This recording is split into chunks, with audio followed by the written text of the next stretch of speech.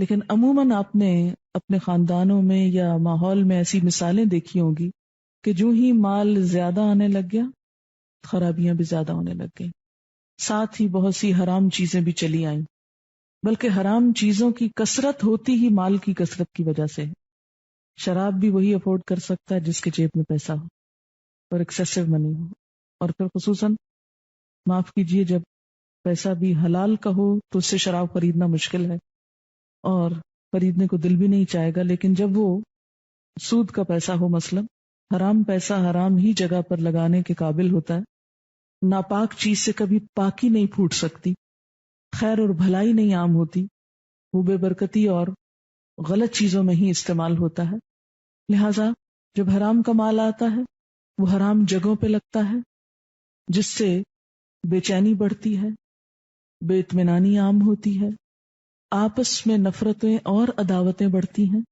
اب دیکھیں کہ مثلاً ایک خاندان تھا جو ایک معتدل حد تک کما رہا تھا، زکوٰۃ دے رہا تھا، صدقہ خیرات دے رہا تھا، آپس میں خاندان کے اندر محبت اور پیار تھا، جو ہی ان میں سے کسی ایک نے ایسا کوئی کام حرام کا شروع کیا، مال زیادہ آیا، بہن بھائیوں سے کٹ گیا، حرام کی کثرت ہو گئی، حرام چیزوں میں انوالو ہو گیا، پھر آپ دیکھیں کہ شراب کے ساتھ دوسری عورت بھی آ گئی۔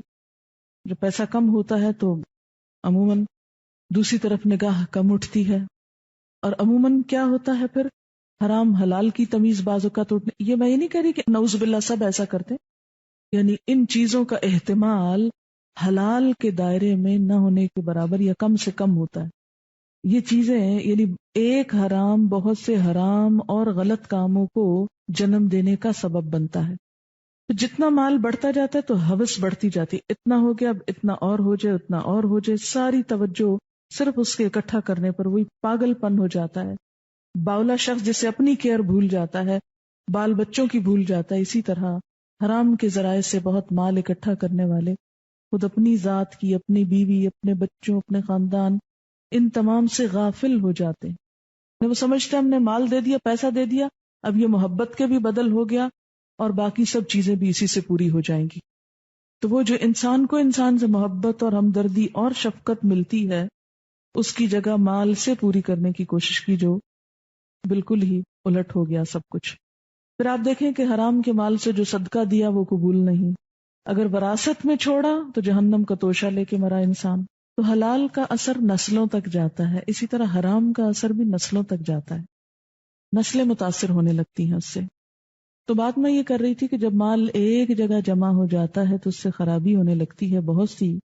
پھر آپ یہ بھی دیکھیے ساتھ کہ مثلاً آپ کھانا کھاتے ہی چلے جائیں اور جو ویسٹ ہے اس کا وہ جسم سے باہر نہ آئے تو کیا ہوگا؟ کوئی ایسا مریض کہ جو صرف کھائے اور اس کا سسٹم کام نہ کرے کہ جس سے اس کے ویسٹ مادے باہر جا سکیں، ایسے شخص کی تکلیف اور مصیبت کا آپ اندازہ کر سکتے ہیں۔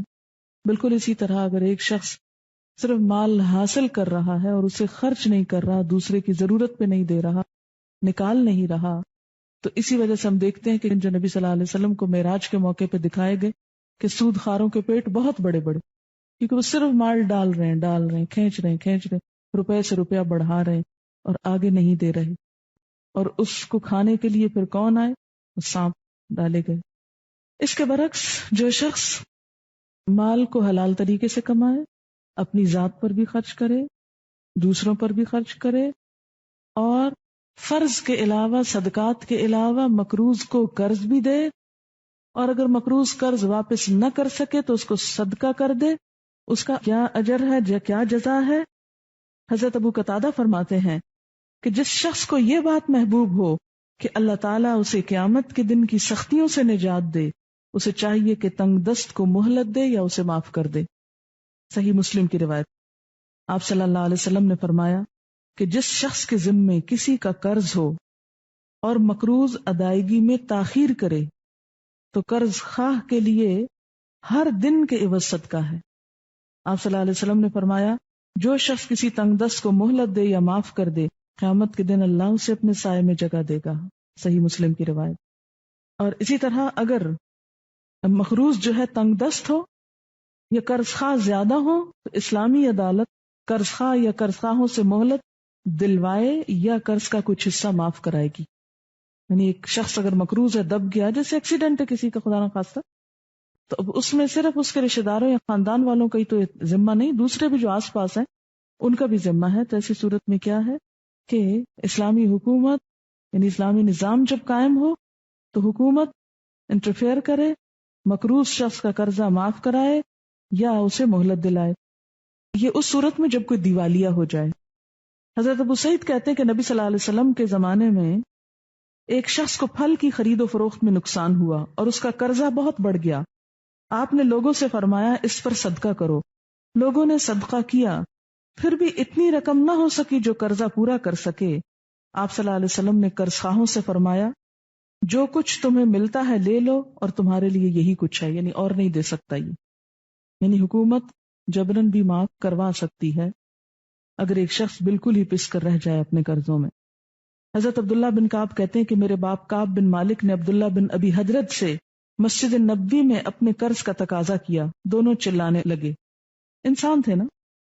آپ صلی اللہ علیہ وسلم اپنے حجرے میں تھے، ان دونوں کی آوازیں سنی تو آپ حجرے کا پردہ اٹھا کر برآمد ہوئے. کعب کو پکارا. کعب نے عرض کی حاضر یا رسول اللہ صلی اللہ علیہ وسلم. آپ نے اشارے سے فرمایا آدھا قرض چھوڑ دو. کعب کہنے لگے یا رسول اللہ صلی اللہ علیہ وسلم میں نے چھوڑ دیا. پھر آپ نے ابو حضرت سے فرمایا اٹھ اور اس کا قرض ادا کر. یعنی آپ نے کچھ معاف کرا دیا اور کچھ ادا کرنے کو کہا. پھر اسی طرح اگر کوئی قرض خواہ مقروض کے ہاں اپنی چیز بے جنسی ہی پالے تو وہ اس کی ہوگی. یعنی پیسے کی بجائے اگر کوئی دوسری چیز اس کے عوض مل رہی ہو تو وہ بھی دی جا سکتی ہے. یعنی جسے آپ کہتے ہیں نا قرض کرنا. لیکن کچھ چیزیں قرض کرنے سے منع کیا گیا ہے. مثلا رہنے کا مکان جس میں وہ شخص واقعی خود رہ رہا ہو، اس کو نکال کے اس کا مکان قرض نہیں کیا جائے گا. اس کے اور اس کے اہل خانہ کے پہننے کے کپڑے، تاجر ہے تو اس کے کچھ تجارت کا سامان، اور اگر صنعت حرفت میں ہے تو اس کے کچھ اوزار، اور گھر والوں کے کھانے پینے کا سامان. یہ بھی کیوں؟ اس لیے کہ آخری حد پر بھی جا کر انسانی ہمدردی کو نہ بھولو، کسی کو ننگا نہ کرو، اس کو بھوکا نہ چھوڑو، اس پہ ظلم نہ ڈھاؤ. مسلمان کا بھائی ہے. پھر فرمایا واتقوا یوما، ڈرو اس دن سے. کس دن سے؟ قیامت کے دن سے. کیا ہوگا اس دن؟ ترجعون فیہ الی اللہ، تم لوٹائے جاؤ گے اس دن اللہ کی طرف. یعنی یہ سود وہی چھوڑ سکتا ہے جس کو آخرت کی طرف واپسی کا اندیشہ ہو، جس کے دل میں آخرت کا خوف ہو، فکر ہو. کب تک دنیا میں یہ عیش و عشرت کرتے رہو گے؟ کب تک تمہیں یہ سب کچھ حاصل رہے گا؟ اس دن کا بھی سوچو. ترجعون فیہ الی اللہ، جس میں تم اللہ کی طرف لوٹائے جاؤ گے.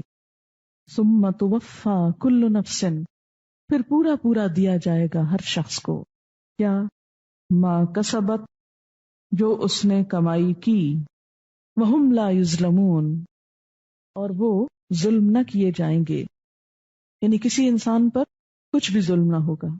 آیت بھی بہت سی روایات کے مطابق قرآن پاک کی آخری آیت ہے جو آپ کی وفات سے چند روز پہلے اتری.